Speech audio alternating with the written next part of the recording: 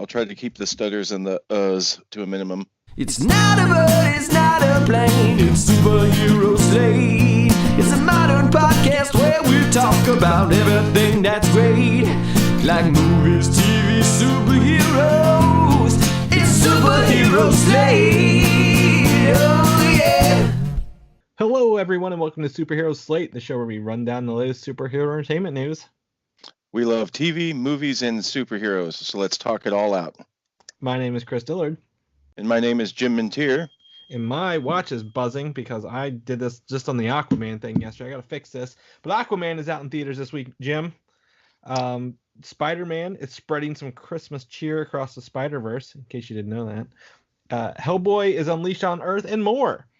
So if anyone didn't notice, Mike is not here this week. And we have Superfan Jim on the mic. First time, right? Very first time. We've talked before on Skype. That's why I was like, maybe he's been on here. I don't know. It's been a while, several years. But Jim, you are on here. You stepped in. Mike is traveling across the country. You graciously accepted my invitation to be on the show, and I really appreciate it. Mike really appreciates it, and we're glad to have you here. Well, I got to say it's honestly a tremendous honor, especially since I've been listening for so long, and I really hope I can contribute. I think everyone can contribute to the show. We're pretty low key, low maintenance. We already got the news for you here. Look at that. You didn't even have to go look it up. It's already in a nice little note here. You're seeing behind the scenes. Several people have seen behind the scenes, and it's not as fancy as it sounds on the other side, I think. So yeah, we're glad to have you here. So Jim, tell us a little bit about yourself. What's your favorite superhero movie? Whatever you want to spill on the air. And this will be on the internet, so just be careful. Nice. So what do you want to say? Really putting me on the spot. Favorite superhero movie of all time would be the Christopher Reeve original Superman. All right, and Superman fan, Jim. That's yes. What we'll call you. As Mike had mentioned before, I'm the one clamoring for a Man of Steel sequel. Yeah, I grew up with comic books, Indiana Jones, Star Wars, Superman, and then eventually the '89 Batman were all big influences. So I've kind of grown up with all that. Okay. Yeah. You're a child of the classic stuff. You've got to see all of that stuff. I mean, I bet you're a big Howard the Duck fan, really. I mean, that's prime '80s right there. I've seen it a few times, but you're just watching it for I can't think of her name, the actress's name. Leah Thompson. Leah Thompson. You're just watching for Leah Thompson. That's what we're all watching it for. Let's all be honest here. As long as you didn't say the nude duck scenes in the bathtub at the beginning. Yeah, no. What's one of your favorite newer superhero movies then? Since you grow up on the old ones, what's some of the newer ones you enjoy? The new ones. Yeah. Let's see. Well, I really like Civil War. Okay. It's edging to become my favorite Marvel movie. Other than that, it would probably be the first Avengers. Okay. And like kind of mentioned earlier, I really like Man of Steel. Yeah. Okay. The one guy here, they have your quote on the cover of that, right? Like you're like, I really enjoy. No, I'm kidding. I'm just teasing you. No, if they don't, they should. But as you know, it holds a special place in my heart because I got to meet Henry Cavill while that was being made, and so that kind of made me a big fan. Okay, so you're rose tinted glass in it. That's what you're telling me. Yeah, very much so. Okay, all right. Any superhero TV shows you enjoy / watch regularly? That's something I can ask a lot of people. Yeah, I had cut the cord with satellite and cable TV, so I don't get to watch a lot of stuff live anymore. Mm-hmm. But as soon as The Flash comes out on Netflix, the whole family sits down and binges that in about 2 weeks. Okay, big Flash family, cool. Yeah. Runaway season 2's out today or yesterday. I don't know if you knew that or not. If you got the Hulu's, did you watch the first season? I did. That's the one on Fox, right? No, Hulu. You're thinking of The Gifted is the mutant. Oh, okay. No, I haven't watched The Runaways at all. I think you would like it, and knowing you and your family, I think they would like it as well. Oh, nice. it's got the kids part for the younger thing, but the adults are a big focus. I'm excited to watch season 2. My only problem is the first season was it was dripped every week out, which was really cool. And this binge watching stuff is not for me. Like I can't I like the routine schedule, because I have so much going on. So they dropped them all on Friday, and I'm like, oh my gosh, this is maybe I just set myself up for a schedule like every Monday or Sunday, just watch The Runaways. So, but it's out, Mike, or not Mike, Jim. Sorry. You're right.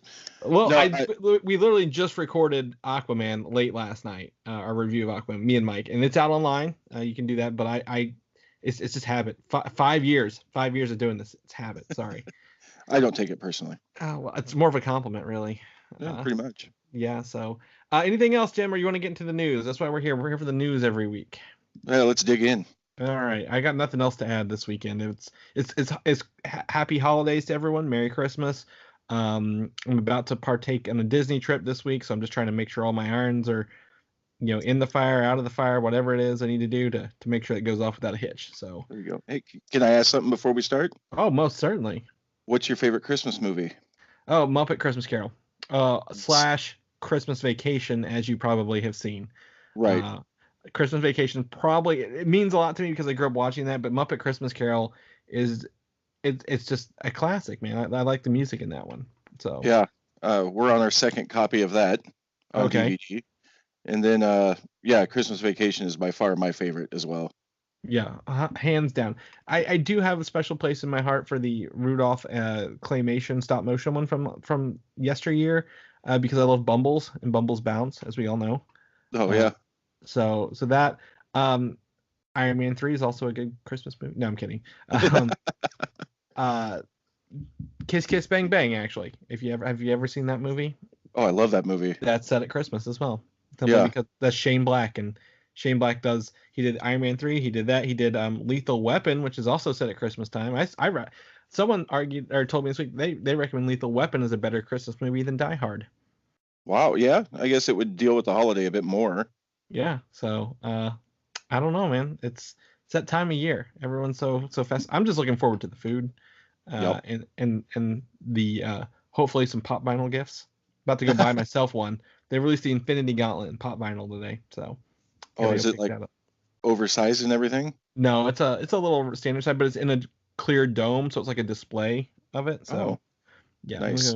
Hot Topic only though, sadly. Sadly. All right. Anyway, news. Here we go. Aquaman. Just talked about it several times, and that is out this week in theaters. We just me and Mike recorded a review episode before he hit the airways last night. It's actually premiering on Facebook right now as we talk about this, so you can head over on Facebook, watch it, download. If you're subscribed, it will be in your feed. Jim, have you got to see Aquaman yet? Have not. Okay. I've had a few family obligations that kind of kept me from it, but you want to. Oh, definitely. It'll be seen next week for sure. Okay, awesome. So do you want to know my spoiler-free thoughts or anything like that? Oh, please. Okay, so I'm going to say, I mean, if you've listened to our review episode, the first half is always spoiler-free.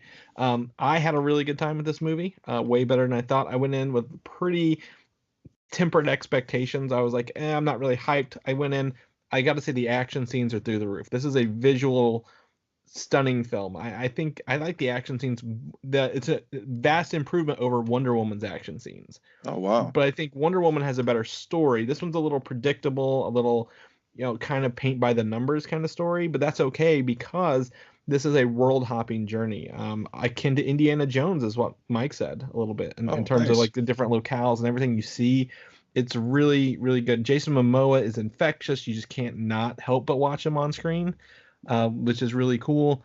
I've got to say, I mean, I'm glad I went and saw it in theaters. It's the second best DC movie to me, Jim. So I don't know if you're going to change your mind with your Man of Steel affinity or not, or your Superman. But it's a vast improvement over Justice League from what we got last year. And hopefully this is a marked improvement in quality of films we're going to be receiving from DC going forward with Shazam on the horizon coming up. Gotcha. So Momoa's going off more than just charisma in this one.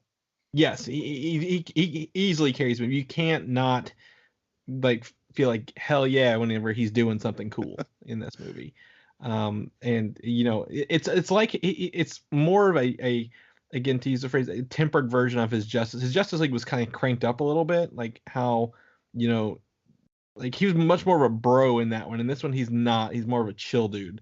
And, nice. Okay, yeah. And it's just, I don't know. It's really good. It's really good to watch. I mean, it's not, again, Into the Spider-Verse is better. But I would say this is a solid entry overall and a good time. So if you're having trouble convincing people to go watch an animated superhero movie, this is a suitable replacement in this time of year. So that's what I would say. Nice. Yeah, I might be. Oh, I'm sorry. No, go right ahead. I'd say I'm supposed to be seeing a movie with a buddy of mine this weekend, and he's actually staying away from Aquaman because, according to him, the trailers have done nothing to make him want to see it. Yeah, the hype level wasn't good going in, but there are tons of surprises, tons of good stuff. It's again for people who are like, well, what is the tone of this? It's the first Thor movie meets Lord of the Rings underwater. Wow, that's actually a glowing endorsement. Yeah, it's a great mixture of those, and I would put it on like I said, on par with the first Thor movie in terms of quality and stuff. So if you like the first Thor movie, you'll probably enjoy this as well. So that would be what I would say. From the previews, the color palette, and everything else, I thought this might be DC's Ragnarok. Not quite. I wouldn't say that far. Ragnarok is really fun and enjoyable, and this does have some fun, but like it's not purely comedy throughout the whole thing. Like you're not laughing the whole way. There are stakes, but like I tell you what, the action is through the roof on this one. Not quite the end of Ragnarok when Thor comes down with lightning on the Rainbow Bridge. Exciting, but like it's pretty close. Pretty close to this. There's some long tracking shots. Visually, it just blew me away. I can't believe they were able to do some of the stuff they did in this movie. And the underwater effect doesn't bother me like at all. Like it actually doesn't take me out of the movie at all. So, nice. Yeah, I would say go watch it if you're on the fence. I'd recommend it. If you're not for it, wait till it comes out and watch it on HBO or whatever you want to rent it on, and you'll probably say, oh, that's not as bad as I thought. So. Did you see that just regular, or did you go to like IMAX? I always go to IMAX because the IMAX is reserved seating for me, and we all know I'm a big fan of reserved seating. It was in 3D, but like the 3D didn't bother me, and like I didn't notice it hardly as much in this one. So, gotcha. But yeah, that I did to see it in IMAX, and there is one mid-credit scene. There's nothing at the end, so if you want to stay through the mid-credit scene, and you can leave. Gotcha. Because there's so much water in this, you're gonna have to go to the bathroom. Like you're just gonna have to, because it's nature. There you go. Yeah. No, I was curious because I'm from Des Moines, Iowa, or right around there, and we decided to join the rest of the world in film technology and got an IMAX theater that just opened in the past, I think, 2 weeks. Okay, yeah. And Aquaman is the first movie playing there, so I was going to see if it was worth my time to go. I don't think so. I don't think it was filmed in IMAX, so you're not getting anything extra from it. Gotcha. So if you have a standard theater you like going to, go with that. However, you are segueing very nicely into our next topic, because I got to see the Avengers Endgame trailer in IMAX this weekend. And there is actually, since all Avengers Infinity War and Endgame were both filmed in full IMAX cameras, there's no trickery or like it's just blown up on a larger screen. These were filmed with IMAX cameras throughout the whole thing. So the trailer actually has a larger scope on it. And I've included someone put together a YouTube version since they released this IMAX version online, showing the 1.9:1 versus the 2:39:1 aspect ratios.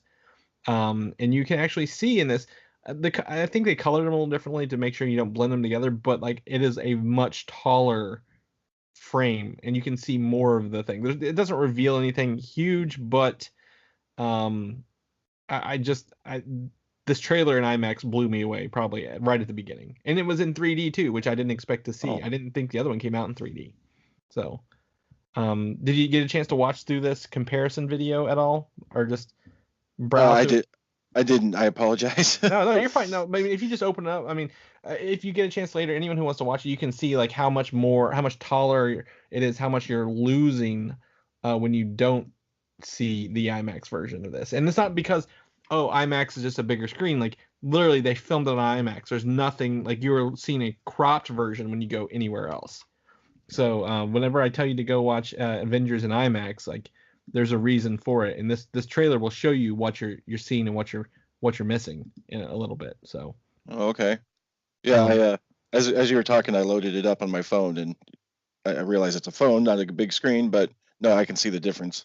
Yeah, it's very very much so. So get a chance to watch that. I'm excited to see this, and for people to experience this trailer really in IMAX would be fantastic. So did you get anything else out of it, like any extra details or anything because of the bigger picture?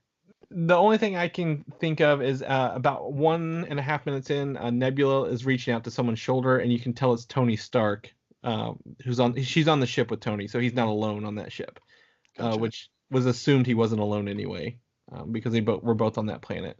And then I think that's really about it, honestly. Like they didn't reveal a lot, and like I said, I can't trust their trailers anymore, man. Like, No, you can't. They're gonna edit stuff out. They're gonna change it. The quality is not better. Like I'll tell you that, like, you're not getting a better picture quality. You're just getting a larger picture frame. So yeah, I don't know. It's gonna be wild. I can't wait for it. I can't believe we are 4 months away from this. Right. Like at the end of the day, we're 4 months away, and wow, it's gonna change our lives, Jim. It's gonna change our lives. For the better. For the better. Venom is on home release Blu-ray DVD this week. If you're interested in picking up your copy, the director went on record this week and he says he doesn't see a need for an unrated release. Most people were clamoring for an R-rated Venom. We kind of talked about why there wasn't multiple times over the past year. And again, I think it's that Chinese market where most of this money came in from for this movie anyway. They actually, just on the side note, on YouTube, there's a Venom promotion. It's an animated Venom with a 10-hour Yule log with Venom on it. Really? Yeah, so if you like Venom enough, like they're putting Venom, like they're going wild with this marketing. So but the director also said the extra features, like the bonus features, the deleted scenes, add color to the DVD. But he says fans like the film is currently released, so they don't see a reason to adapt it or adjust it for an unrated release later. But it was originally filmed with the intent of being rated R, correct? We don't know. Or no, we don't know. Okay. We don't know. I mean, they've always said so, but I honestly don't think so, because they have to know their marketing well ahead of time. Like how much marketing dollars we're going to spend. How are we going to submit this to different film things? So like filming it with R and then toning it back to do everything ruins every plan they had. So I think they may have said that, or they may have alluded to it, but I really don't think it was possible for them to say, hey, we're going to do an R-rated movie, and oh, whoops, never mind, it's PG-13 at the last minute, really. So yeah. Because walking out of there myself, I thought for sure we'd see some sort of extended, Blu-ray, not unlike Deadpool or Deadpool 2. Like you want a Christmas Story, Once Upon a Venom? Maybe. But well, I mean, like when Deadpool 2 came out on Blu-ray, it had the what was it, the super extended cut? The super duper extended cut, yeah. Yeah.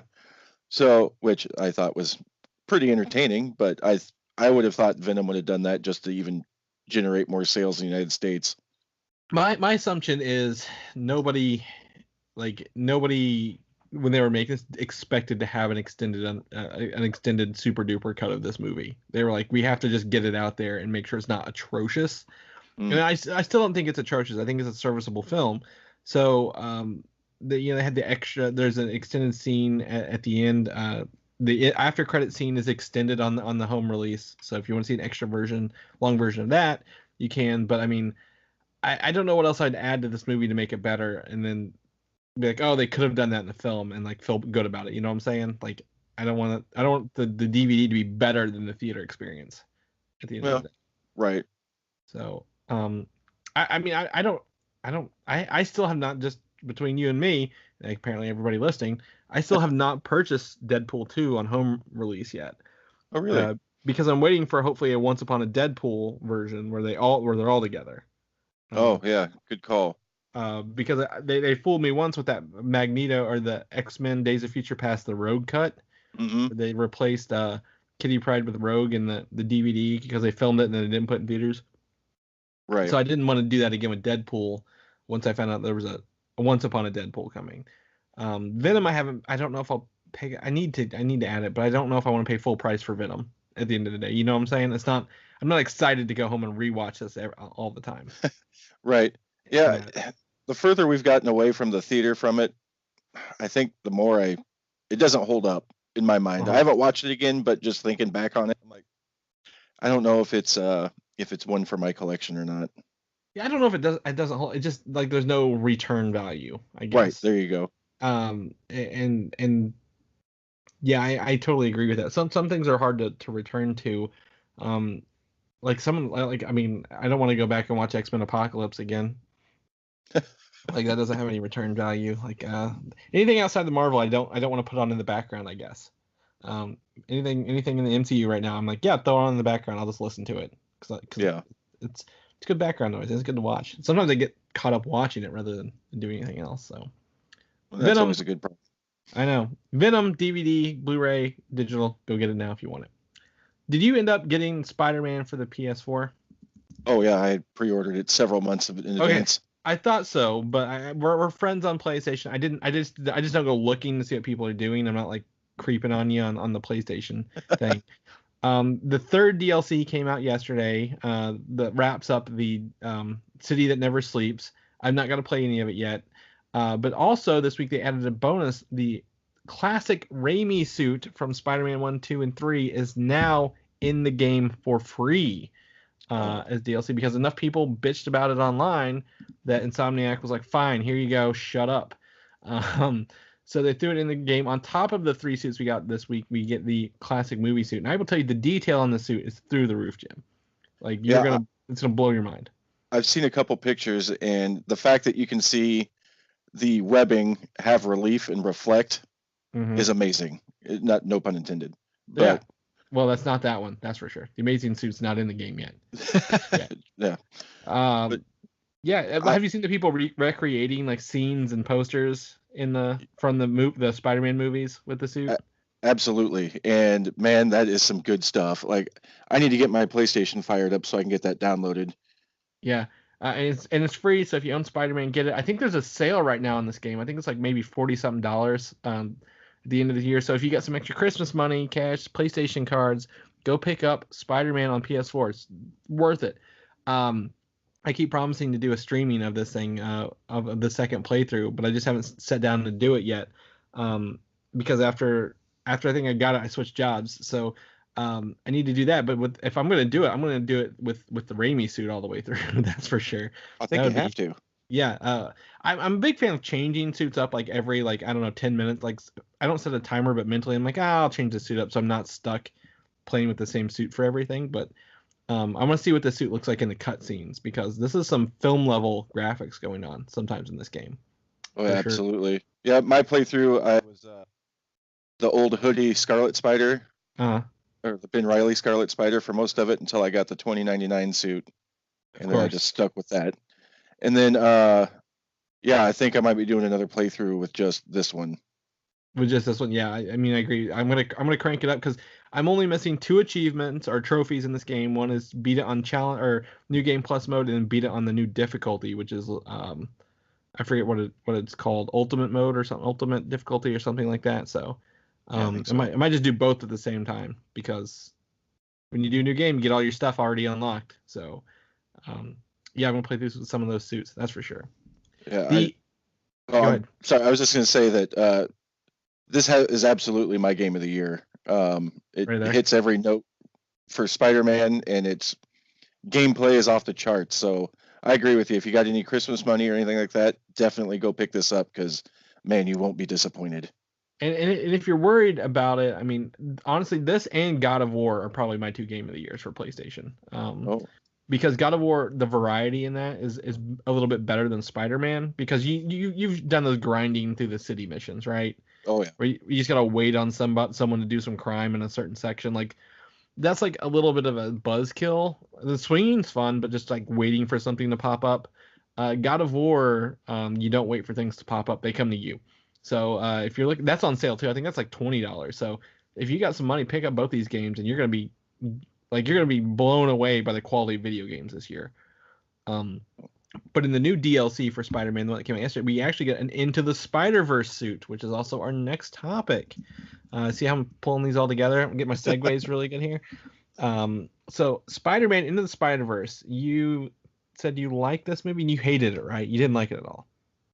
Me? Oh, I loved it. I know, I'm kidding. I know you loved it. Great movie. One of the best animated films this year. Probably a really good superhero. One of the best Spider-Man movies. It's really, really good. You might even go see it a second time. You mentioned, right? Right. I got to take my kids. Exactly. You can go by yourself the first time. Take your kids the second time. It's for everybody. This is a family movie, all throughout. But early on in the movie, spoiler free, you find out that Spider-Man has like merchandise and other stuff like in his world. The regular red suit Spider-Man, and they tease a Christmas album from Spider-Man throughout this movie. And then people are buying the Christmas album from Spider-Man. And now 5 Christmas songs from the characters in this movie are on YouTube to watch and listen to. So like a little 5-song Christmas album EP. I think the cover was even in the movie, wasn't it? Do you remember this cover? So yep. Have you got a chance to listen to any of these Christmas jingles yet? Just from what they played in the movie, which was superb. So I'm really excited to fire this up. Yeah. So they did. I think Spidey-Bells was the one that's in the movie, and maybe Up on the Housetop. And it tells who's singing it and what everything in this. It might be a little spoilers if you haven't seen it, but if you haven't seen it, like you're doing yourself a disservice. I've not listened to all of these, but I need to. I'm probably fire them up. I've got to go see my family today, and this is like what, only 10 minutes of music here, maybe. Yeah, like they're like 2-minute average here, so you got 10 minutes, all 5 of them. We got links in the show notes. Do you use the show notes, Jim? These help you out? I absolutely do. Especially you guys will reference a movie trailer, and instead of trying to dig through YouTube to find it, I just click on your guys' stuff to see exactly what you're talking about. Cool. Well, I went through. I wasn't gonna do this, but I was like, you know what? I like being helpful for our listeners, so I went through and linked every one of these songs. So each one of these links is individual songs. So if you're looking for it, you can find it in our show notes. Head over to superheroslate.com. I also think these show up in whatever podcast app you're listening to. So do that. But speaking of trailers you don't have to watch, we got 2 trailers this week. This is kind of like the highlight of the week, I think, here. And I was kind of saving these a little bit for the middle here. But Hellboy leaked. The trailer came out Wednesday. It's supposed to come out Thursday. It leaked early Wednesday. And then they went ahead and released it officially on Wednesday as well. So the new Hellboy movie coming out February 14th. We got our first look at this trailer, Jim. Are you a big fan of the older Hellboy movies? Is the first question I have to ask people. I enjoyed them. I wouldn't say I was a gigantic fan, but they definitely weren't the worst showings ever. Okay. And then now that you've seen this new trailer with David Harbour as Hellboy, Ian McShane as Professor Broom, and a couple other people, Resident Evil as the evil witch there, whatever her name is, Mila Jovovich. What do you think of this trailer? What are you taking out of this one? Since you're kind of middle ground on the originals, what do you think of Hellboy 2019? Based just on the trailer, man, I thought it was dynamite. It was a fun ride. And talking about your rose-colored lenses, Ian McShane's one of my favorite actors anyway. And just his little bit in there, and David Harbour, I think he's going to knock it out of the park. Okay. So you like the tone? I mean, I think the song Moni Moni was pretty interesting choice for this. I don't know why it's in there, but I think it definitely feels. Maybe they're reaching out to like a more of an adult crowd for this one. What do you think? I mean, it's R-rated. It's got like 80s rock music. He's kind of a little bit of badass in this one. I think the jokes are there from the last one. I think that tone doesn't match the comic books I've been reading, but I think the action scenes look pretty good so far. Do you think that's who they're going for on this one? Yeah, and I don't know if I want to say it's a reaction to Deadpool with all the quips and everything. Because like you said, the first movies had it a little bit too, but I wonder if they're going to push it a little harder just because they know that humor kind of sells the, I don't want to say independent comic book movie, but maybe a lesser known hero. Yeah, I mean, yeah, definitely that. Also, maybe it might ease people in who don't know that this is a reboot as well. Oh yeah, the tone's a little better. I think it's going to be interspersed with that gory action. I think in the R-rated trailer we have here, the Red Band, like he shoots somebody in the head, and you definitely see the head blow up a little bit there. There's some CGI creatures. It looks like somebody got cut in half later by like this like really tall monster with like swords for hands. I'm expecting to see some blood and gore in this one, and then the final reveal at the end is the Hellboy's final form, Unrated, with his fiery crown and his sword of fire, coming out of a pit there. That looked pretty cool. Yeah, if that's not a goosebump moment, you don't like comic books. Yeah, so it's gonna be interesting. It's coming out Valentine's Day. I don't have a problem with this. I think it looks fun. I think it looks cool. I'm gonna be checking out, since we don't have, thankfully, Dark Phoenix that day. We can go enjoy Hellboy instead. But yeah, I mean, are you checking it out? I mean, you gonna go watch it? Dave? Oh yeah. Okay. Well, I don't know if it'll be like a Thursday night showing, but I'll definitely see it opening weekend. Yeah, it'll be interesting to see how they walk the fine line between, because in the comic books it's almost more of a horror trope, isn't it? Yeah, he's very solemn. He's not as funny. Like, he's very much like, like dealing with zombies and like death and the underworld, not zombies, but like the underworld and supernatural things. And he's not as funny. Like, he is a smart ass, but it's not as laugh out loud funny when you're reading it. The book is very black, and then the shades of red and like highlights of white in it. So it's not a feel good story, that's for sure. He's not a superhero. Right. He's just a guy trying not to unleash hell upon Earth. From that. Right. So yeah, it'll be interesting to see how they walk the line between horror and funny and action, and keep him caught in the middle. Yeah, I'm in. I would like some more horror superhero films. Like, that's why I'm really looking forward to New Mutants. Like, they're leaning into the horror version of that. Well, yeah, and then that one that was on FX, Legion, that they did that really well too. Yeah. So I mean, I want to see some. I would love to see some darker. I want to see this lean into the horror. I don't think it will the first time around, but maybe if it sets up something good for the second one, we'll see a little more horror. Yeah. All the way through. So, Hellboy first trailer, go check it out. This is actually different, I think, than the one I saw that was leaked online. That I had the leak. I sent you the link, didn't I? Did you ask for it? It looked different, didn't it? It's a different trailer. Yeah, it's got a couple shots that are the same, but overall it's a little different. Yeah. Okay. So. Well, that's our official one. We got that to look at and get excited for. Also, this week, in an unexpected thing, we got to look at Men in Black International. I didn't see this one coming by a long shot.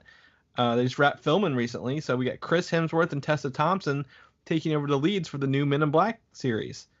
I think the highlight of this is actually Liam Neeson providing the voiceover and being kind of a badass agent in the field as well. What do you think? Yeah, that was. I had no idea he was in the movie, so when he showed up in the previews, I was. I'll admit, I was fist pumping a little bit. Yeah. So, in this one, it looks like Chris Hemsworth is the British Men in Black badass. He's the James Bond of the Men in Black, if you will. It looks like he's a smooth, suave, super spy who takes on aliens and stuff like that. And then Tessa Thompson looks to be taking over maybe the Will Smith role. Like, she knows about the organization, she gets in, and she needs to prove herself in it. And it looks like this awkward buddy cop kind of comedy scenario is kind of going to go off from there. I believe is it Emma Thompson who is the lead of the British Men in Black as well, isn't it? Yeah, she was in there. So it looks to be pulling some all stars from the movie Love Actually, if you want to know Christmas time movies. Emma Thompson and Liam Neeson both in that. I think they play siblings in it.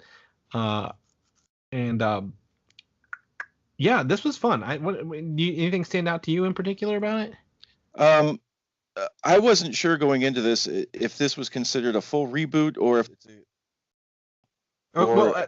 so you notice at one point they show the painting of J and K fighting the cockroach from the first one. Like it's on Right. the wall. Like that's known to be in this universe. This is a sequel, like Or in the same universe. Like not a hard reboot. Like same universe but different. Like continue down the line. so with not knowing that going in and seeing the little coffee alien guys, I don't remember their names, Yeah. and then how the guns and technology are all that like futuristic, streamlined silver chrome. Yeah. I really enjoy that aesthetic, so I was pretty excited about that. Okay, cool. I didn't know where you're going. I was like, is that good? Is it bad? So No, it's good. They pulled the same. It looks like the same guns from the other one. I love that the car is hidden weapons all over it. Yep. Like pulling out the rear view mirror. The hubcap is a drum of bullets for his one gun. They're firing in the air. They of course the car flies in this one. They have the red button. A lot of throwbacks to the old stuff. But I love Chris Hemsworth. His humor is on point. Like he may be Thor and he may be able to pull off those emotional arcs, but like his humor is even better. He's a standout part of Ghostbusters, the reboot there several years ago. So I'm excited to see him have some fun in this. And again, Tessa Thompson and Kristen, they were highlights in Thor Ragnarok as well. So I'm excited to bring that chemistry and that fun and adventure to this one. Now it looks like they may be world hopping a little bit.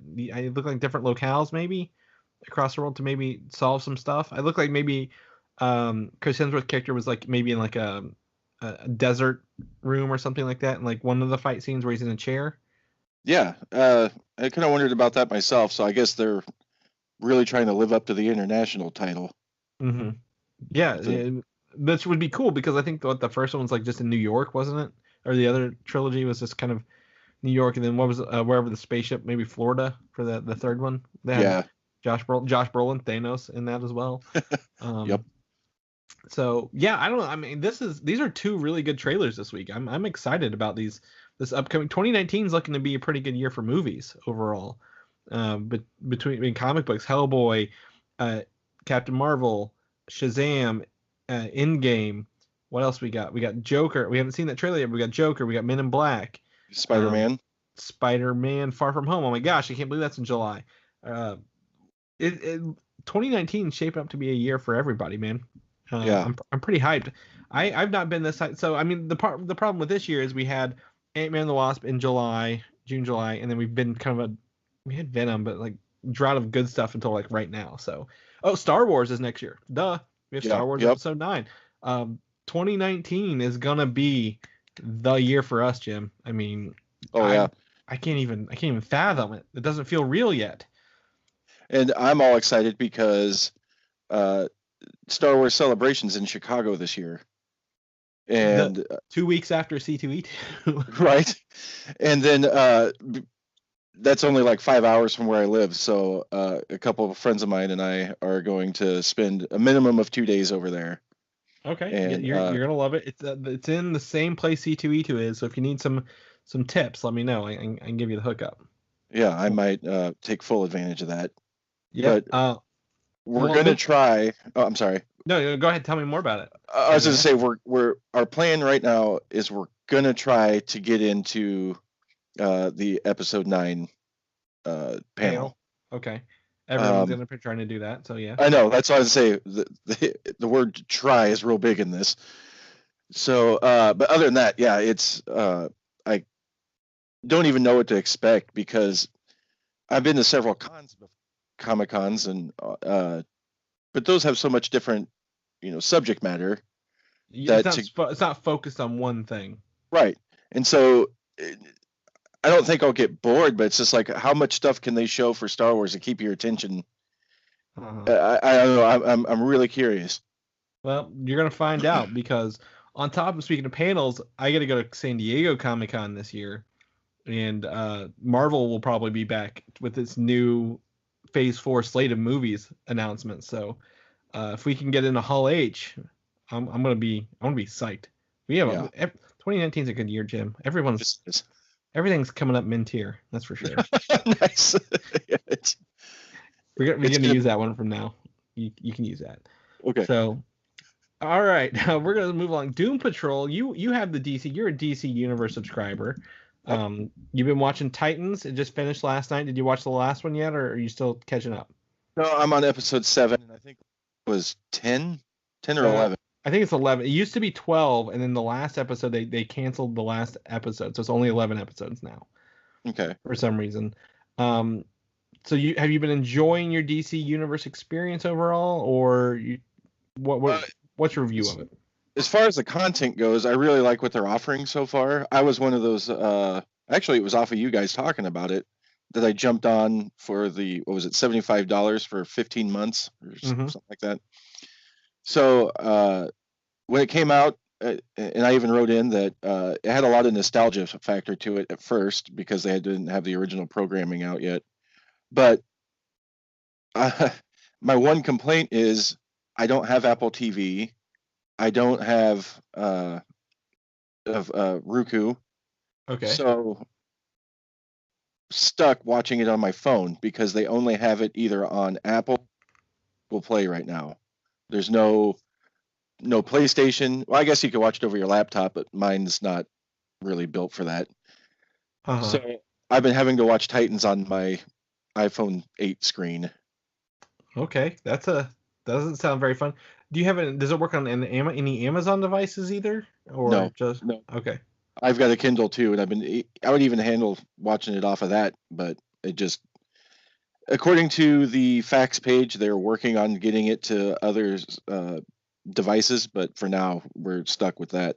Okay. But with that aside, I have really enjoyed Titans so far. I know there was a big backlash at the beginning from the original trailer that came out for it, that, you know, the whole fuck Batman thing, and that it might be, what you want to say, like emo, maybe?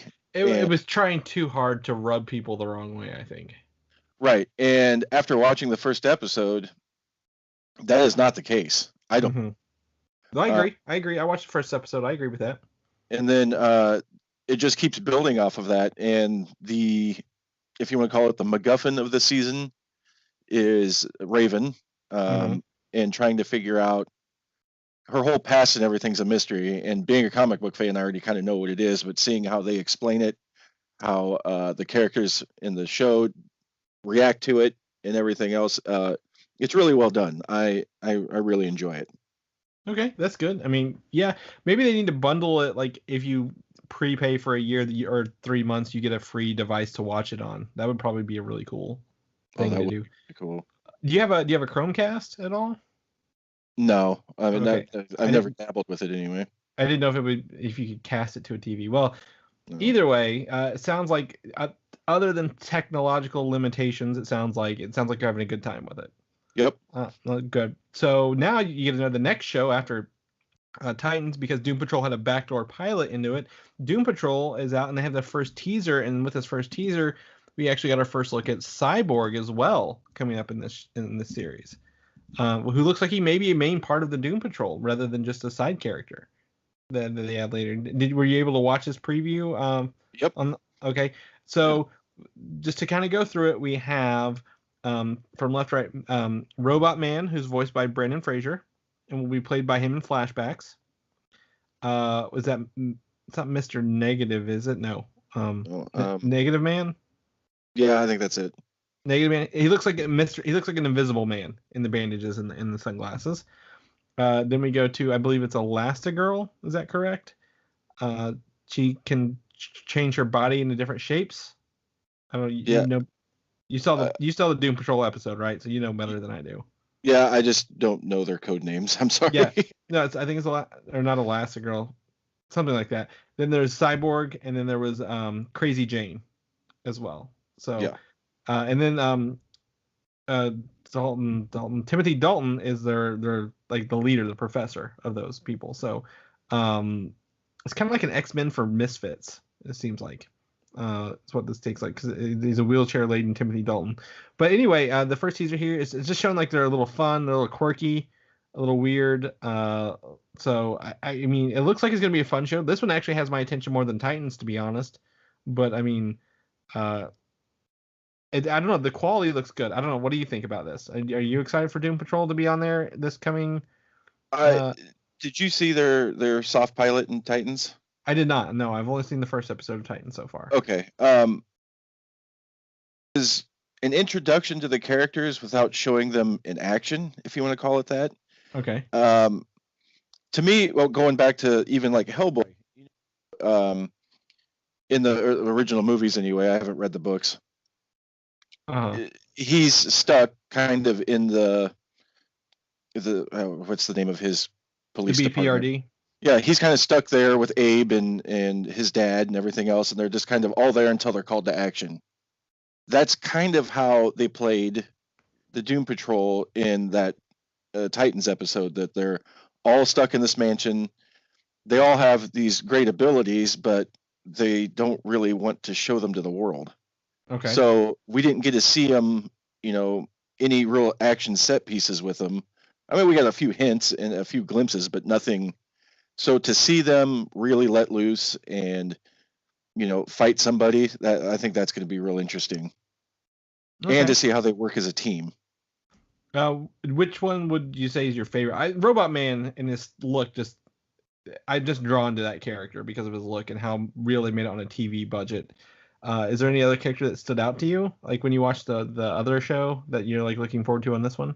The Elastigirl or whatever the way that they presented her was interesting because she's kind of an old-timey actress, kind of a prima donna, and she can't necessarily hold her form all the time.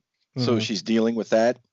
And they all have it's like their powers are also their flaws. Yeah.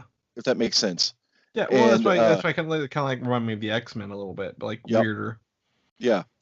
And so it's going to be interesting to see that they have to embrace their flaws to be, better heroes, if you want to call it that, or even be heroes at all.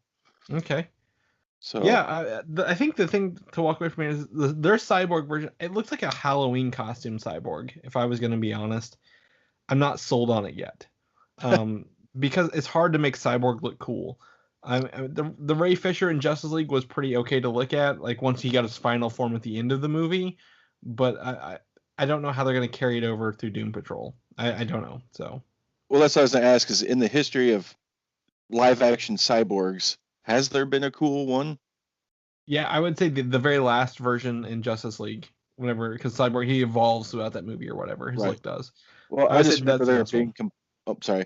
I just remember there being complaints that the only real thing on him was what 2/3 of his face. Yeah.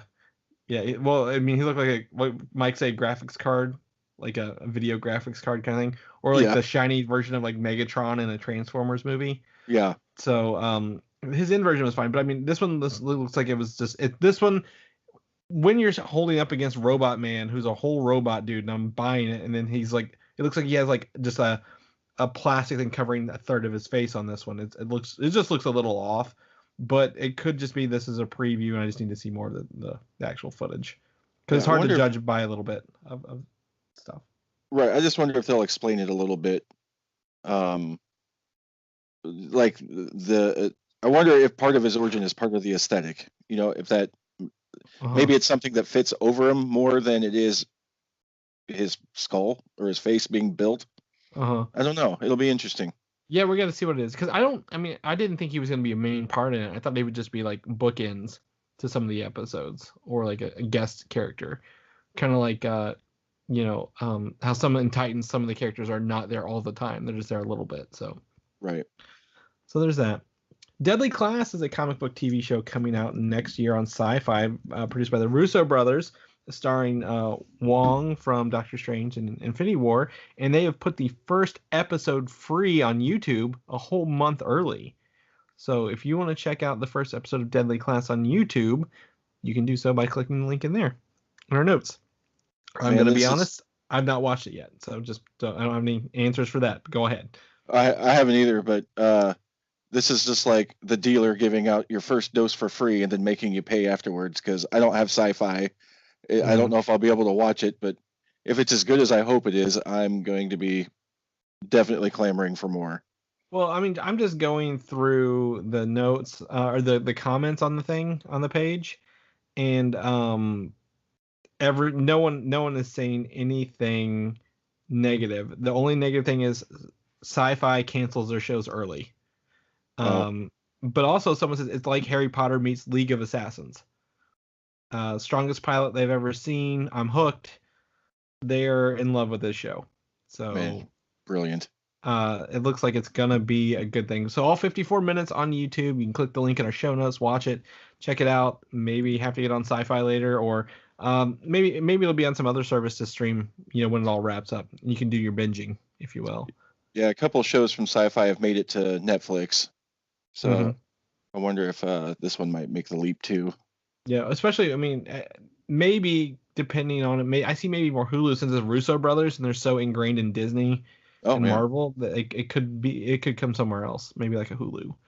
But I'm interested. I'm gonna check this out whenever I get a free hour to sit down and watch it. So I'll give it a chance. I actually have, if I turn around behind me here, Deadly Class Volume 1 and 2 behind me in the comic book form. So you can get those for about $5 a piece at usually at conventions or maybe at a bookstore. There's way more than 2. I just had the first 2 because I found those fairly cheap. So have you read them?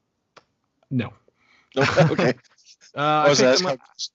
Yeah, no. The art's great and what I've heard is great. I just kind of forget where they are because I have a section that's non-Marvel comic books and it's over in that section. So yeah, I'll need to pick those up probably as well. And lastly, our most controversial bit of news for the week here is the Aladdin movie, the first live action stills from this movie. We saw a teaser. Teaser didn't really do anything for us except tease us, and then we get some first looks. So we're going to go through some of these photos here. You've probably seen these. First up, we get our first look at Abu, the lovable monkey sidekick from this. He looks like he might be in the Cave of Wonders. He is glowing very nice blue hue over this. I wonder why there's a blue hue over the Cave of Wonders, Jim. Probably some sort of magic thing here. But overall, I like his little vest. I like his little hat. He looks like a CG character that's very emotive. I'm very excited to see more of Abu in this movie. Well, that's what I was going to ask. Is this, are they actually using a real monkey or is he all CG? I'm pretty sure at this point, if they're doing Lion King fully CGI, he's all CG. Okay. Because I just think he needs to be emotive. He needs to have that, like, he's essentially a secondary character. And if he's just a regular, I don't think we can meet this. Because, look at the eyes, the look of this. Putting him in the vest, I'm just sold on this. I don't know. Some people may not be, but I've seen much worse. But I'm very excited by this version of Abu and Aladdin. Second up, we get to see our first look at Jafar as well. From these things, this Jafar does not look nearly as evil nor as old as I imagined him to be. And I don't know this is probably my most disappointing picture, if I was to be straight honest. Some people are going to argue about our last one. But I think this is the most disappointing picture to see Jafar in action. What do you think here? Well, I've seen a lot of the reactions have been the sexy Jafar. Mm-hmm. But he doesn't look evil enough. He doesn't look creepy like Jafar does in the movie. Like the long slender face with the curly beard. Maybe something kind of like Emperor Palpatine happens and the dark magic ruined end. He was never pretty to begin with. We don't need it. We don't need this. We don't need that. We don't need to Emperor Palpatine. He should have just been an older person who was evil to begin with. But now he's like, yeah, he's pretty good looking for the things, but he's still evil. But he's also holding a lamp too. Well, I was gonna say, I wonder if maybe it's a more physical role, so they got a younger person to do it. Yeah, I don't know. He just doesn't look creepy and Jafari enough for me. Right. So I'm not as sold on this one, but maybe we just need to see it in action. We'll take a look. Next up, we can see Jasmine and Aladdin walking through the streets here. Looks to be very, I guess, ethnic cast behind them. We have, this is set in like the Middle East, so we have some, looks like some Asians, Middle Eastern people all over the place. It looks good. This looks fine. What do you think? That looks like Aladdin. That looks like Jasmine. Yeah, they look like the cast at least. Yeah, the cast and the outfits look very reminiscent of the movie as well. Jasmine in her street garb with her teal pants underneath her fancy teal pants. It looks like they might have like the royal symbol on them or something like that. Of course, they should look, but I think this is fine. I think this is a good look. Good actors for this movie.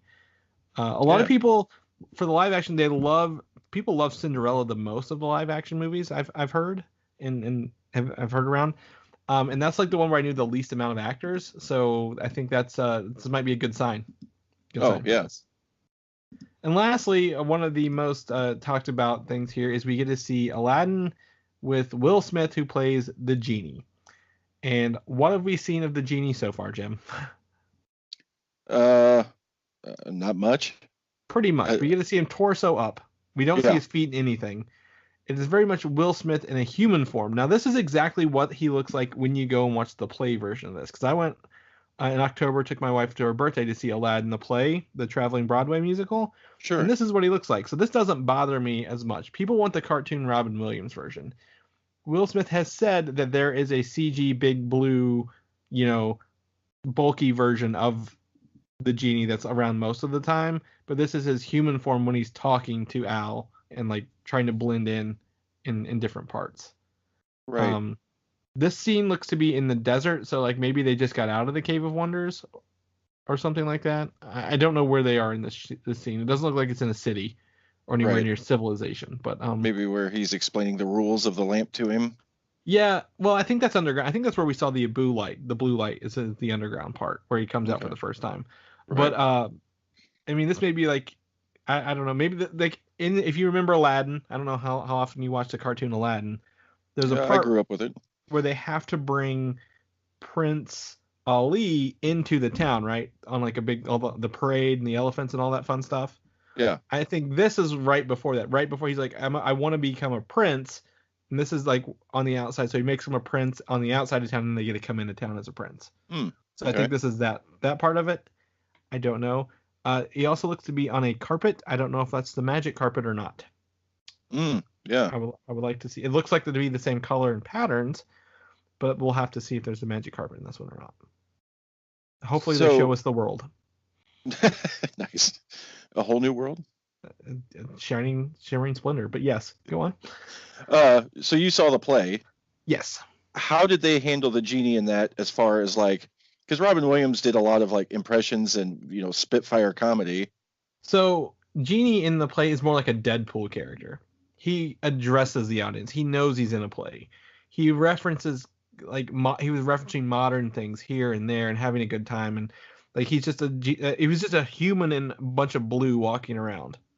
Really, like there wasn't any like CG or huge effects to make him look big and like poofy like a genie. He looked like a person walking around, but he did interact with the audience. He knew that we were watching a play and like referencing things going on or making witty references like Deadpool would do. Honestly, okay. Which was he was the best part of that play, hands down. Oh, good. Yeah. So it's kind of what I was wondering how they were gonna address that for the live action movie because you don't want to go with just a Robin Williams impression because that's just gonna, especially now.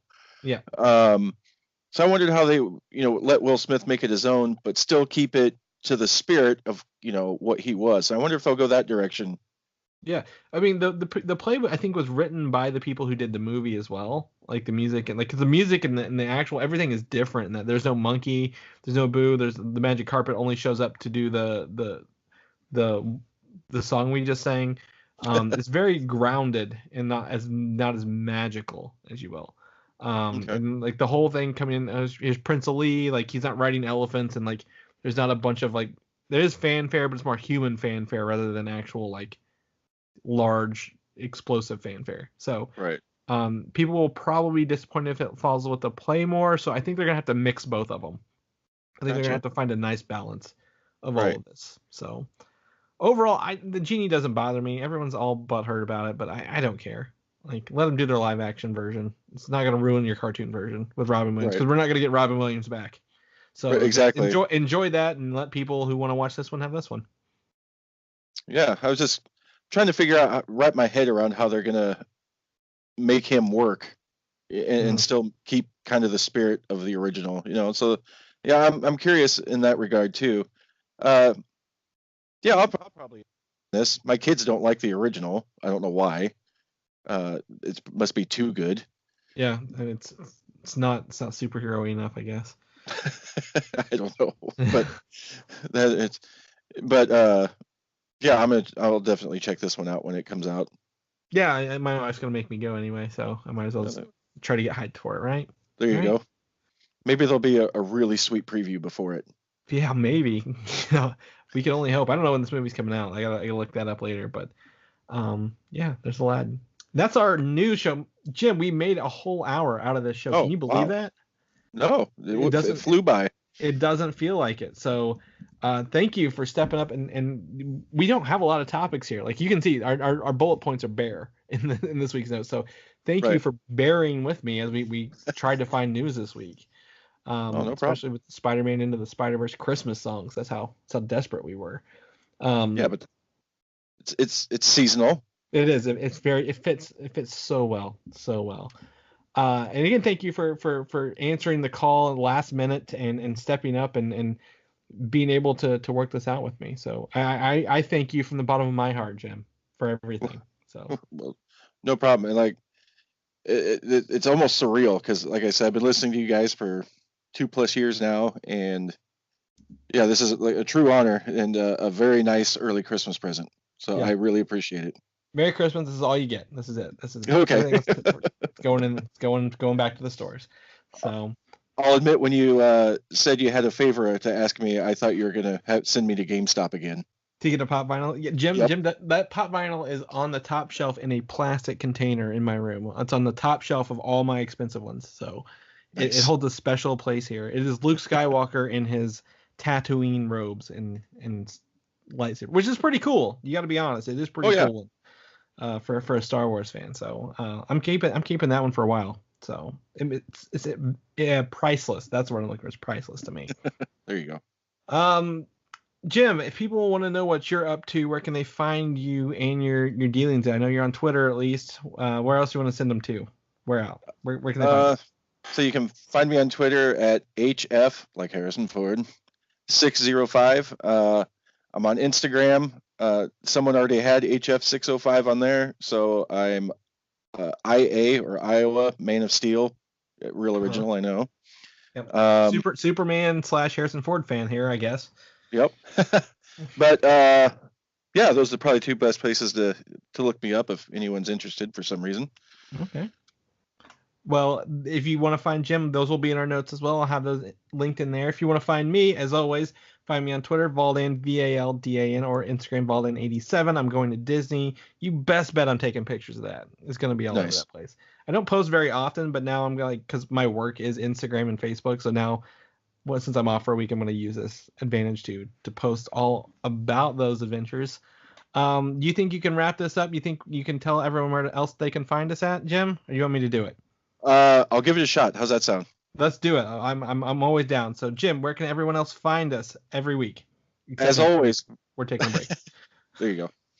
As always, please visit superheroslate.com.